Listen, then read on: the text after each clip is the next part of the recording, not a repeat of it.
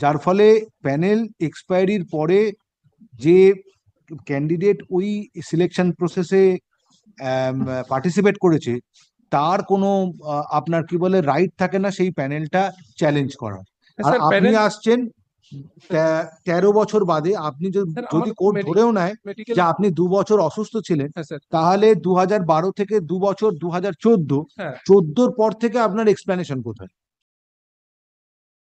নমস্কার স্যার, আমি বলরাম মাইতি। আহ, মানে আমি বলেছিলাম আমার কাহিনীটা বলেছিলাম, আর আপনি একটা অর্ডার শিট করেছেন স্যার।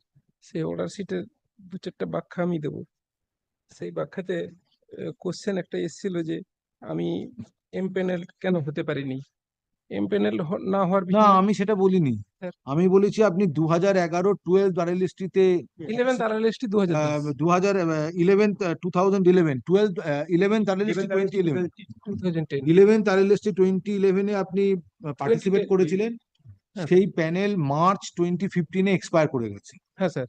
আর আপনি রিট পিটিশন ফাইল করেছেন 2025-এর মে মাসে। হ্যাঁ স্যার। সো 10 বছর বাদে যদি আপনি কোর্টে আসেন হ্যাঁ স্যার। যে আমার নাম কেন নথিভুক্ত হয়নি বা প্যানেলভুক্ত হয়নি, সেই পিটিশন মেনটেনেবল হয় কি করে? Panel was published on 22nd March 2011. So And it has expired in the month 2012. 27th March 2025. 2012. 2020 2015 expired in March 2015. No, my lord. This is pertaining to 11th RLST 2010. Oh, This is not 12th RLST. It is the it panel has is not 12 RLST. no. No, sir. 11th Before that. RLST 2010. Even before that. So when panel expired? Panel my lord expired in 2012. Panel was published on 22nd March 2011. 11th RLST 2010. 10. When panel expired? Panel my lord, that specific date I don't have, but my lord, the publication of panel was made on 22nd March 2011. So maximum period is 1 year plus 6 months. Extension. 22nd March. 2011. So therefore panel expired in 2012. আপনি 13 বছর বাদে এসে কিভাবে মামলা চায় করেন? হ্যাঁ sir, আমার দেরিতে আসার পিছনে কিছু কারণ আছে। কি কারণ? কারণ আছে স্যার, আমি আগের দিনও বলেছি যে আমি মানসিকভাবে বিধ্বস্ত হয়ে গেছিলাম। আমি এটার একটা মেডিকেল গ্রাউন্ডও আছে। মানসিক, সেটা প্রায় 2 বছর ধরে চলছিল, এবং এই 2 বছর পরে যখন আমি নিজেকে ঠিক করতে পারলাম, তারপরে কোনো অ্যাডভোকেট আমার কেস নিতে চায়নি। আমি বহুবার ঘুরেছি এদিক ওদিক, বহু উকিলের কাছে ঘুরেছি, কেউ আমার কেস নিতে চায়নি ওই লিমিটেশন অ্যাক্টের জন্য। তারপরে দেখা গেল যে আমি নিজে থেকে প্রস্তুতি নিলাম। আর তাছাড়া এটা sir under section 17 of limitation act 1963-তে এই মামলাটার গ্রহণযোগ্যতা থাকবে। আর আরো অনেকগুলো কারণ আছে স্যার। মামলাটা এই প্যানেলটা এক্সপায়ার হয়েছে 28/2/2012, আমি ধরে নিচ্ছি। মানে ওনারা কিন্তু ডিক্লারেশন দেননি। 28/2/11-তে ফাইনাল প্যানেল তৈরি হয়েছে। তাহলে স্বাভাবিক কারণে যদি 1 বছর ধরি 28/2/12-তে, আর আমাকে এর আগে আমি যখন আরটিআই অ্যাক্টে যখন আমি আমার কিছু রিকোয়ারমেন্টস চেয়েছিলাম, তখন ওনারা কিন্তু আমাকে দেননি।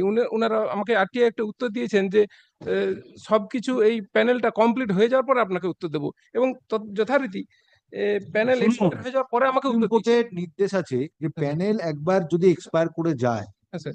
তারপরে আর ক্যান্ডিডেটের কোনো রাইট থাকে না। আপনাকে যদি আমি এখন অ্যাপয়েন্টমেন্ট দিই, তাহলে অন্য একজনকে ওখান থেকে বার করে দিতে হবে, কেননা থার্ড পার্টি ইন্টারেস্ট ক্রিয়েটেড হয়।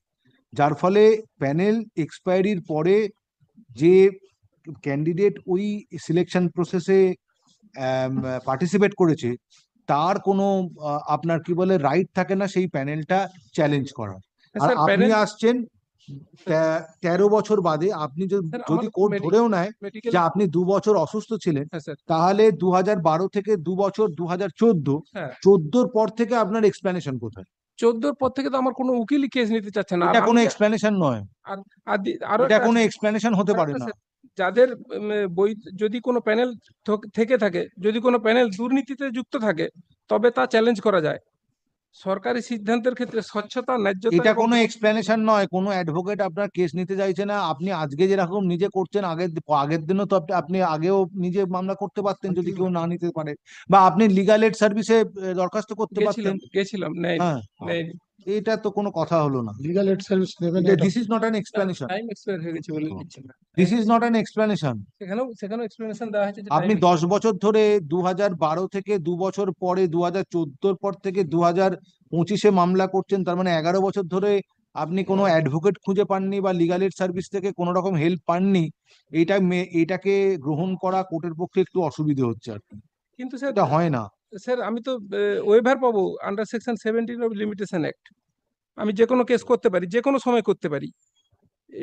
এরকম সুপ্রিম কোর্টেও কেস আছে যে একটা কোনো ক্ষেত্রে সেটেলমেন্টের ক্ষেত্রে আপনি যেটা বললেন যে সেটেলমেন্টটাকে আনসেটেল কি করা যায়, সুপ্রিম কোর্টেও কেস আছে যে 490 বছর পরেও কেস সেটেলমেন্ট কেসকে আনসেটেল করে দেওয়া সেটা হচ্ছে। স্পেসিফিক কেসের ক্ষেত্রে হতে পারে, আপনার যে মামলার বিষয়বস্তু তাতে এই জিনিস হয় না। কিন্তু দুর্নীতিযুক্ত সেটেলমেন্ট কি এসো। আদৌ আইন দ্বারা সিদ্ধ? এসো।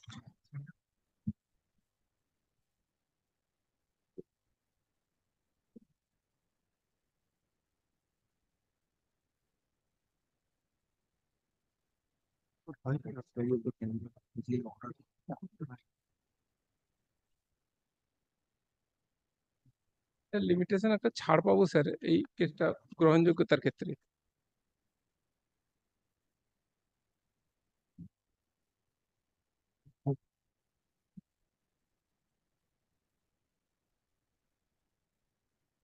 স্যার 2016 সালের প্যানেলের এগনেস্টেও 2021 সালের কেস অ্যাডমিট হয়েছিল। সেইটা দেখে আপনি উৎসাহিত হয়ে এখন আসছেন 2015 সালে?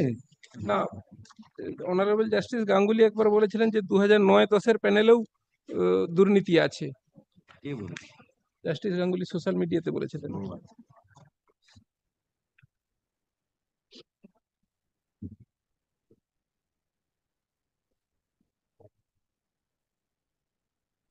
দুর্নীতি সব জায়গায় আছে আর কোনো জায়গাতেই নেই, আপনাকে প্রমাণ করতে হবে। দুর্নীতি প্রমাণ ওইদিকে করার জন্য আমাকে সুযোগ ওটা আমাদের জুরিসডিকশন, তার জন্য আপনাকে অ্যাডভোকেটের কাছে যেতে হবে।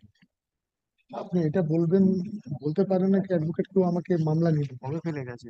মামলা না নিলে আমি কি করবো? Petitioner appears in person, submitted by the petitioner that he participated in 11th regional level selection test 2010 at 2010 or 2010 for being appointed as an assistant teacher. So, said selection process was conducted by the West Bengal Central School Service Commission.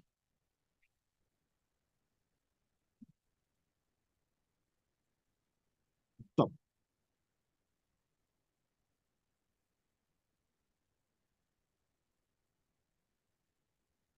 it appears from the submissions made on behalf of the parties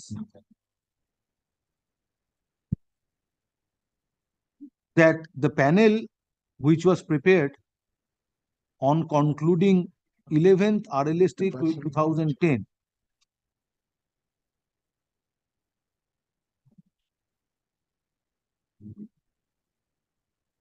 কি বললাম